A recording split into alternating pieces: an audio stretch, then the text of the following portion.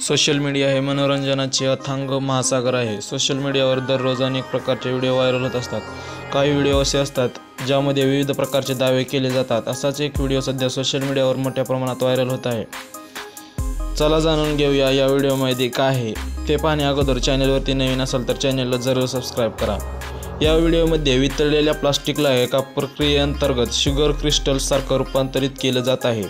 या प्रक्रियेनंतर तयार झालेली साखर पाहून कोणालाच विश्वास बसणार नाही की ही बनावट साखर आहे की खरोखर साखर आहे।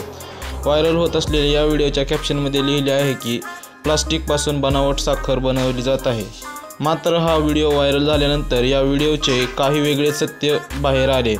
अनेक यूजर्स कमेंट सेक्शनमध्ये दावा करत आहे की ही साखर नसून प्लास्टिक ग्रॅन्युअल आहे, जी प्रत्यक्षात साखरेपेक्षा महाग आहे। या व्हिडिओवर अनेक यूजर्सनी कमेंट्स देखील केले आहेत।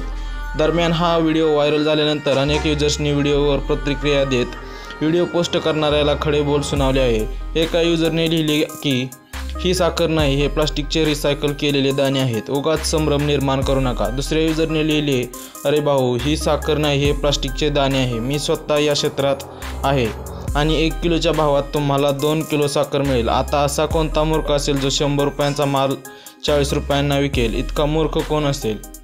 तर तिसरा यूजर म्हणाला की साखर नाही, पॉलिमर आहे, याला प्लास्टिकचे दाणे म्हणता येईल। चौथा यूजर म्हणाला की जर प्लास्टिकचे दाणे 85 रुपये किलोने विकले जात असतील तर मग ते साखर बनवून 38 रुपये किलोने का विकतील? एवढा मूर्ख कोण आहे?